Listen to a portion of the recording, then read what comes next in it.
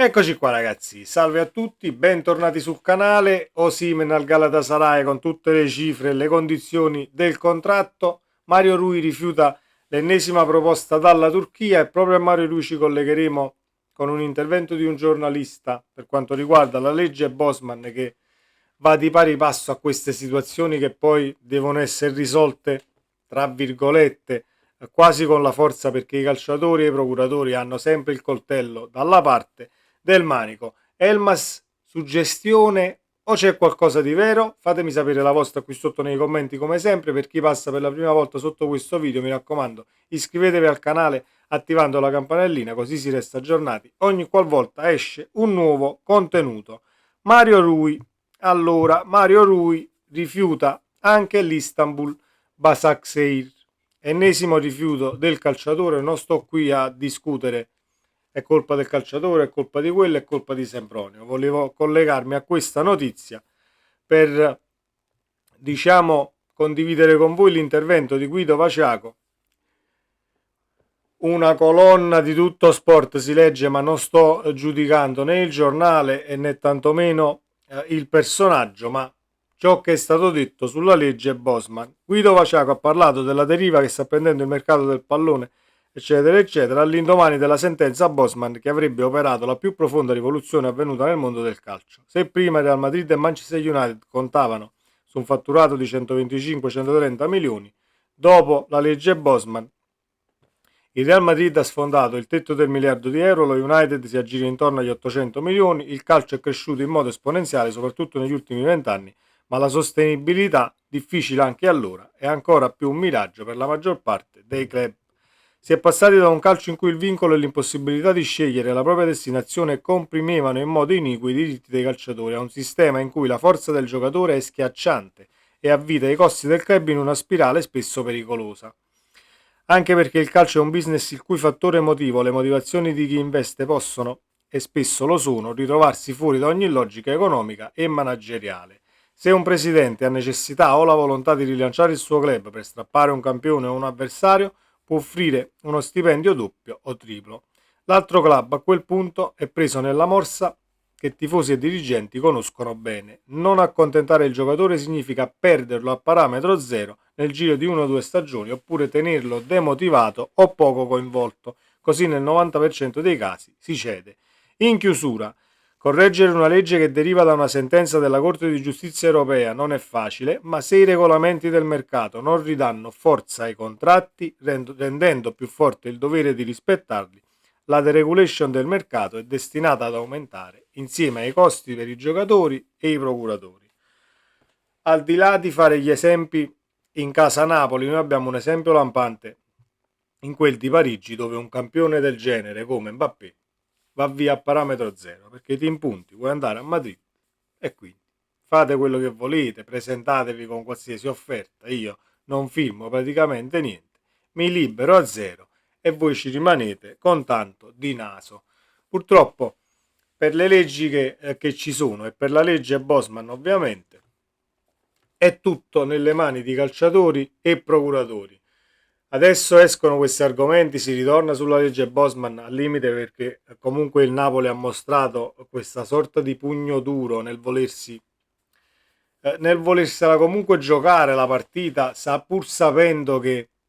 vedi, la situazione Osimhen l'hai dato al Galatasaray in prestito, gli pagano lo stipendio, ma comunque hai dovuto per forza allungargli il contratto perché altrimenti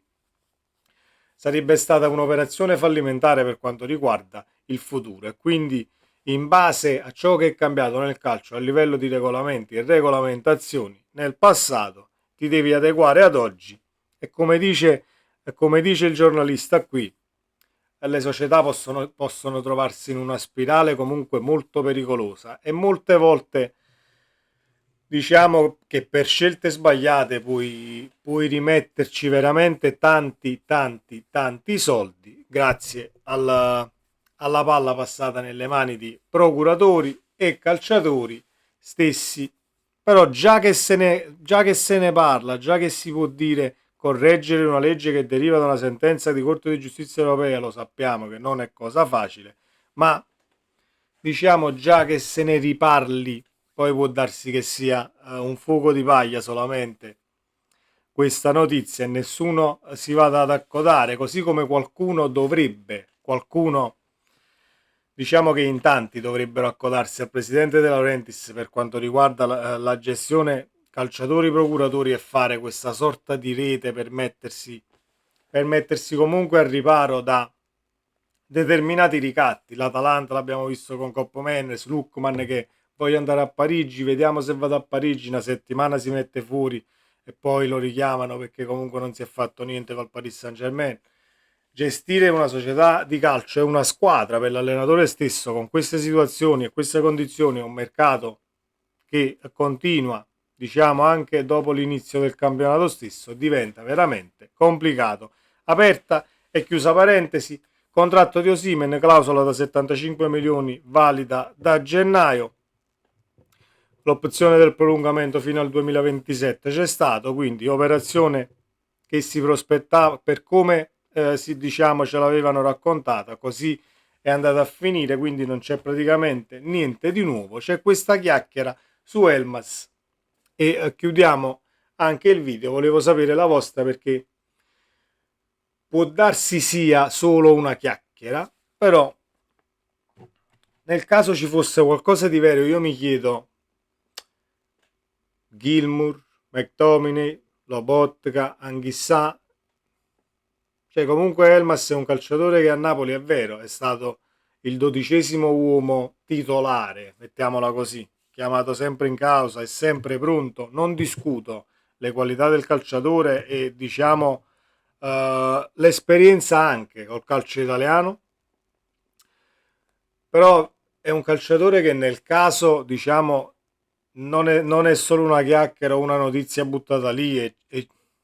troviamo qualcosa di vero in questa storia.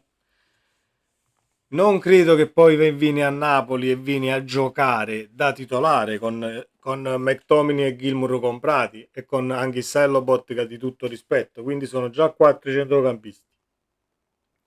Foloruscio fuori, dentro, ancora non si è capito, però comunque verresti a Napoli non con la titolarità assolutamente, che poi è un calciatore che dal punto di vista tecnico potrebbe fare bene con Conte, ma Elmas messo in condizione può fare bene da tante parti, però deve essere messo in condizione e in fiducia soprattutto, perché ci sono calciatori che soffrono la discontinuità, soffrono quando li schieri una volta sì, tre no, e a Napoli purtroppo quest'anno con solo la Serie A e la Coppa Italia le partite sono decisamente poche, quindi non vedo dove si possa trovare quello spazio. Magari forse può essere un'operazione per il futuro in quel di giugno dove si vedranno altre cose, si avranno altre valutazioni, si vedrà il Napoli se riesce a fare suo del tutto l'idea di gioco di Conte o manca qualcosa in mediana e quindi dovremo andare a riparare. È una situazione ancora diciamo all'inizio, quindi non abbiamo indicazioni precise nemmeno per quanto riguarda la mediana del Napoli, perché non abbiamo visto nemmeno McTominay e Gilmour in azione, che vedremo poi nelle prossime settimane. Credo che sia più una chiacchiera, però a me dal punto di vista tecnico e dal punto di vista umano non dispiacerebbe, perché poi la situazione Elmas non è andata a finire male per quanto riguarda i rapporti tra squadra e calciatore. Elmas non giocava, arrivò Mazzarri e quindi chiese la cessione, il Napoli lo accontentò, anche perché doveva liberare posti in lista per poi far entrare il mercato che si voleva fare con Gong, eccetera, eccetera. Ecco perché fu una situazione così lampo, però a me dal punto di vista tecnico non dispiacerebbe avere in rosa un giocatore con le qualità di Elmas, che poi si possa dire discontinuo, no, ma Elmas che ma fa, potrebbe rendere dal mio personale punto di vista. Fatemi sapere la vostra qui sotto nei commenti, ci vediamo nel prossimo video, sempre Forza Napoli, ciao.